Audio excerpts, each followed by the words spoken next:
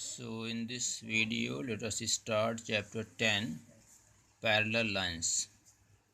ठीक है, इसमें हम लोग चैप्टर 10 अभी स्टार्ट करने जा रहे हैं पैरेलल लाइंस की, है ना।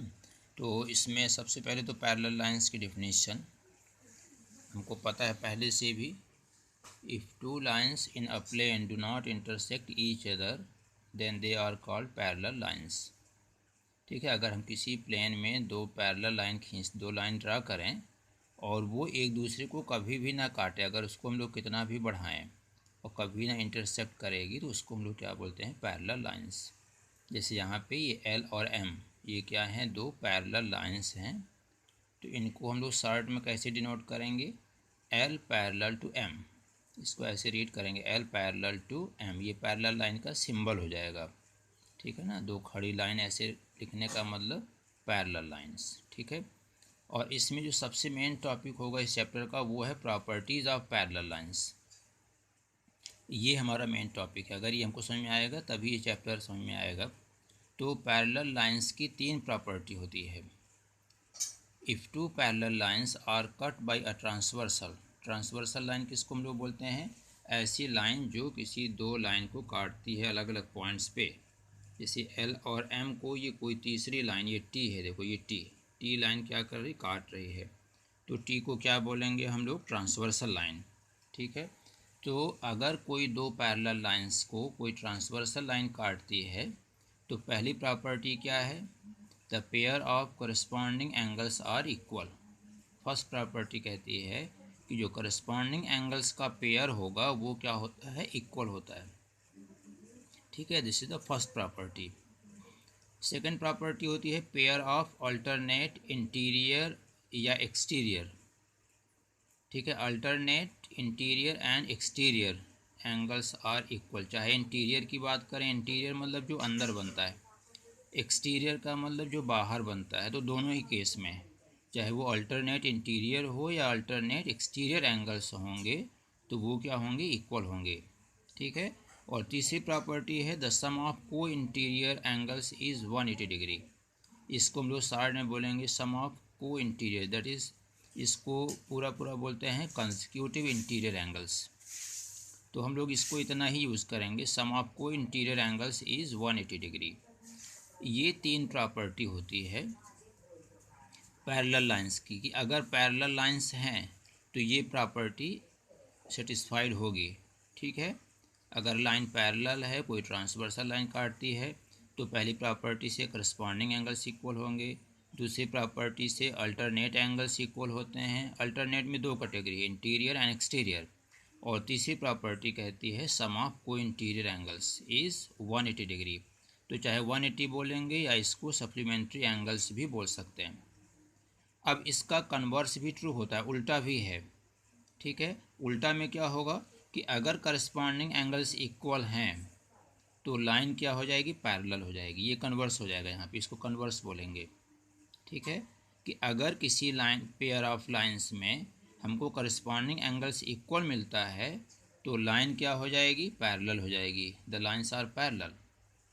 दूसरी प्रॉपर्टी उसी तरह से कि अगर हमको अल्टरनेट इंटीरियर या एक्सटीरियर एंगल्स इक्वल मिलता है तो भी लाइन क्या हो जाएगी, पैरेलल हो जाएगी।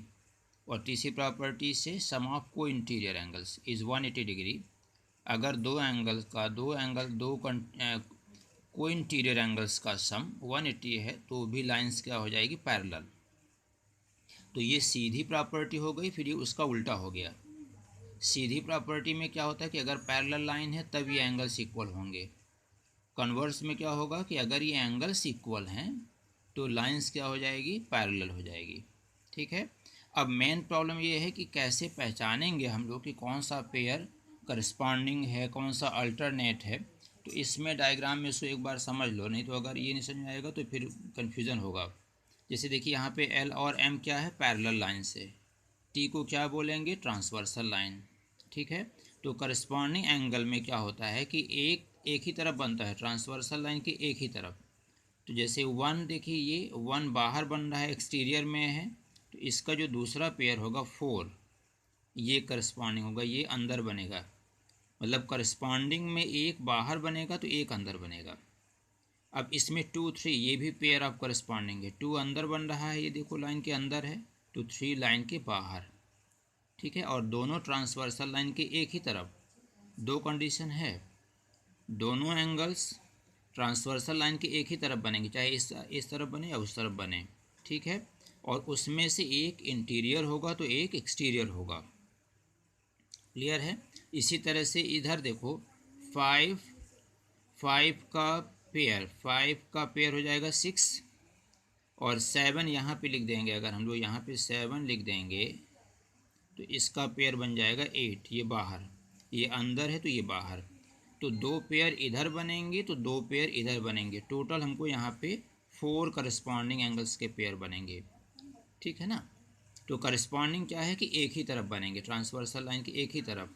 लेकिन जो अल्टरनेट होता है इसमें क्या खासियत है कि एक इधर बनेगा ट्रांसवर्सल के तो उसका दूसरा पेयर दूसरी तरफ बनेगा। और दोनों, अगर इंटीरियर की बात करेंगे, पेयर ऑफ अल्टरनेट इंटीरियर, तो ये दोनों अंदर बनेंगे। जैसे ये 1 देखिए यहाँ पे है अंदर, तो 2 इधर हो गया, 1 2 ये एक पेयर हो गया अल्टरनेट इंटीरियर का। 3 4 ये दूसरा पेयर हो गया।